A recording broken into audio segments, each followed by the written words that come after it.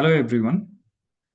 Regards from Indian Journal of Anesthesia, I, Dr. Shayak Roy, is going to present an original article titled Comparison of Adequacy of Anesthesia Monitors with CONOX Monitor regarding sevoflurane consumption during routine general anesthesia, a randomized clinical trial, which is authored by Dr. Rajendran Arulkumaran, Anusha Cherian, Aswini Kuberan, and Prasanna Udupi Bidkar.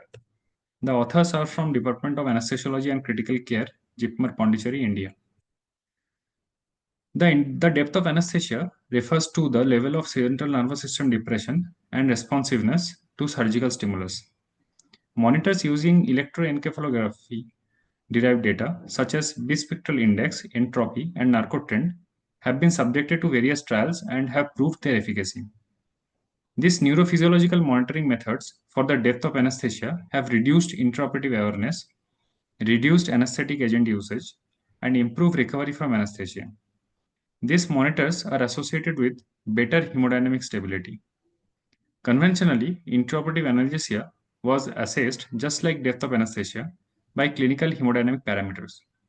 Various monitors quantify nociception, such as surgical pleth index, known as SPI, and quantium noxious index, known as QNOX. These monitors assess the plethysmographic amplitude variability and EEG-derived data respectively. These monitors have been shown to significantly reduce the amount of analgesic agent used, and analgesic consumption is better titrated. Some monitors assess both the depth of anesthesia and level of analgesia and give a comprehensive score that would help balance the anesthesia better, namely CONOX by Quantium Medical SLU Barcelona, Spain for non-invasive depth of anesthesia monitoring, and Adequacy of Anaesthesia by GE Healthcare, Chicago, Illinois, USA. These researchers assume that this monitor have similar efficacy in predicting the depth of anesthesia. However, no studies have measured the total consumption of inhaled anesthetic agents and compared them with each other while using these two monitors. The two monitors were compared regarding the amount of sevoflurane consumed as primary outcome, while adequate depth of anesthesia and analgesia were maintained. It was hypothesized that sevoflurane consumption would be comparable in both groups. The total fentanyl consumed, recovery from the effects, and hemodynamic parameters were also evaluated as secondary outcomes. After obtaining Institutional Ethical Committee approval and registering the trial in Clinical Trial Registry India, patients aged 18 to 60 years, ASA physical status of 1 and 2 scheduled for elective surgeries, mainly breast, ear, nose, and throat surgeries, lasting 2 to 5 hours under general anesthesia with a tracheal tube included in the study. Patients undergoing regional anesthesia and laparoscopic surgeries were excluded.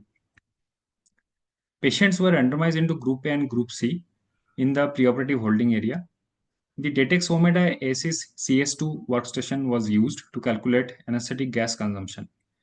Baseline parameters were noted and anesthesia was induced with IV fentanyl 2 microgram per kg, propofol 2 mg per kg, and vecuronium 0.1 mg per kg. Manual ventilation with 1% sevoflurane in oxygen, 6 liters per minute, was performed for 5 minutes to maintain state entropy in Group A and QCon in Group C at 40 to 60. Gas flows were paused during tracheal intubation. After intubation, fresh gas flow of 2 liters with FiO2 of 0.4 was set, and sevoflurane was titrated to maintain AC in Group A and QCon in Group C at 40 to 60. Sevoflurane delivery was adjusted in 0.3% increment or decrement based on target end-tidal concentrations. The anesthesia provider was blinded to minimum alveolar concentration values. IV fentanyl boluses 0.5 microgram per kg were administered to maintain SPI in Group A and QNOX in Group C at 40 to 60. The administration of anesthetic agents was adjusted by the treating anesthesiologist based on clinical scenarios and recorded.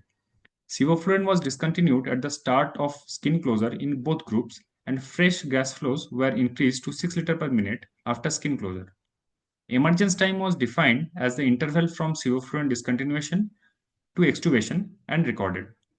The intraoperative data of total sevoflurane consumption, IV fentanyl consumption, recovery, and emergence time were recorded by an independent observer. Patients were assessed for intraoperative awareness using a modified Bryce questionnaire after 24 hours. Postoperative observation was conducted in the post-anesthesia care unit. In the statistic and sample size calculation, sevoflurane consumption using entropy monitoring was previously shown to have standard deviation of 1.5 ml per hour. So a difference of less than 1 ml per hour was considered non-inferiority for sevoflurane titration using both monitors. For a significance of 0.05 and power of 90%, 78 patients were required. 90 patients were planned to account for dropouts. Due to COVID-19 restriction, a sample size of 56, 28 in each group was proposed, providing a power of 80%. Data analysis was performed using SPSS statistics software version 21. Normally distributed data, such as age, heart rate, SpO2, blood pressure, were analyzed using students' t-test.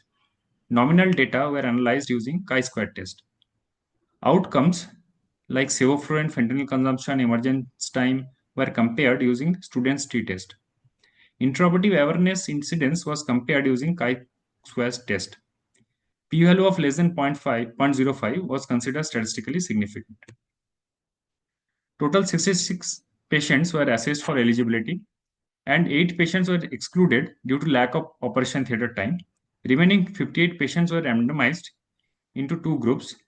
31 patients in AOA group and 27 patients were allocated in the CONOX group. No patients were lost to follow-up or discontinued intervention in any of the groups. In the demographic characteristic and intraoperative variables, both the groups were comparable. With respect to sevoflurane consumption, total fentanyl used, emergence time, and possible associated intraoperative awareness, both the groups are comparable. But intraoperative fentanyl used was notably higher in the group A, which was statistically significant. The hemodynamic parameters and use of vasoactive drugs were comparable in both the groups. Baseline AC and QCON values were statistically similar, but pre-induction SPI values were significantly lower than the pre-induction QNOX values. Intraoperative hemodynamic events like episodes of hypertension, tachycardia, and hypotension were similar between both the groups. The total amount of blood loss and fluid administration were comparable in both the groups. In discussion, we can see that entropy-guided mean sevoflurane consumption of 3.8 ml per hour was reported by L. Hoare et al. Using Drager's use autocontrol ventilator with metabolic fluid delivery. A flow rate of 2 liters per minute was used in this study, with accounting for higher sevoflurane consumption. Studies on entropy-guided sevoflurane anesthesia reported varying but reduced consumption. QCON in the CONOX monitor was developed using EEG spectral ratios and burst suppression with output on a 0 to 99 scale. QCON and QNOX use different frequency widths fed into adaptive neurofuzzy inference systems. Studies under propofol anesthesia showed significantly reduced agent consumption with QCON values versus standard monitoring. Two studies validated QCON by comparing it with BES, demonstrating comparable efficacy in predicting loss of consciousness. No studies have investigated sevoflurane use with the CONOX monitor. SPI in the AOA monitor assesses pain using pulse-derived plethysmographic waveform, values ranging from 0 to 100. Levels less than 50 indicate adequate anesthesia. Studies report mixed result on fentanyl reduction with SPI versus standard monitoring. QNOX and QCON values are interlinked. QNOX values of 40 to 60 are optimal to avoid responses to noxious stimuli. QNOX showed reduced fentanyl consumption compared to standard monitors in some studies. QNOX reliably predicts nociception during remifentanil propofol anesthesia. So higher baseline QNOX values may reflect the awake state due to EEG algorithms. Lesser fentanyl was required in the QNOX group, influenced by QCON during deep anesthesia. AOA-derived SPI is unaffected by anesthetic agents, unlike EEG-based QNOX. Higher fentanyl use in the AOA group likely reduce SPI values despite stable hemodynamics. Emergence time is in both the groups was found to be comparable in the study. Studies have shown significantly lower emergence time with entropy monitoring compared to conventional monitoring. No significant difference in intraoperative awareness was observed.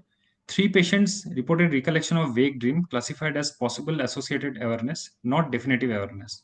Follow-up at 30 days confirmed normal mental functions with no recollection of awareness in these patients. Previous studies reported no difference in intraoperative awareness between entropy and conventional monitoring. Limitation includes a smaller sample size due to COVID-19 restriction and the absence of postoperative analgesic recording, which could have provided insight into the intraoperative analgesia. So in conclusion, we can say both AOA and CONOX monitors are similarly efficient in monitoring the depth of anesthesia. There is no difference in the sevoflurane usage, intraoperative awareness, or hemodynamics between the groups. However, analgesia monitoring by the CONOX might differ from SPI as the study found significantly higher fentanyl use in the AOA group. Further studies are needed to validate this finding about CONOX. Thank you.